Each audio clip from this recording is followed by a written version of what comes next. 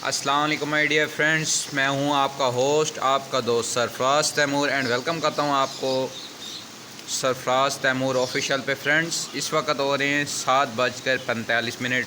ठीक है,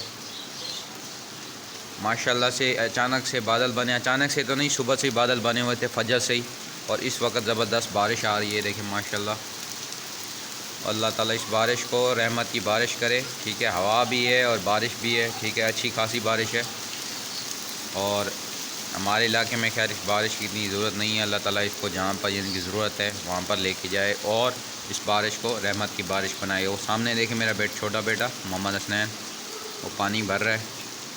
ठीक है, भाई बड़ा बेटा ये रहा। ठीक है, और ये हमारी आप कपास की फसल देख सकते हैं घर पे जो हमने लगाई हुई है, फ्लावर, और सामने शकरकंदी लेफ़्ट हैंड पे, और उसके बराबर में हमारे कबूतर पड़े हुए हैं और तोते गैलरी में इस तरफ। ये देखें,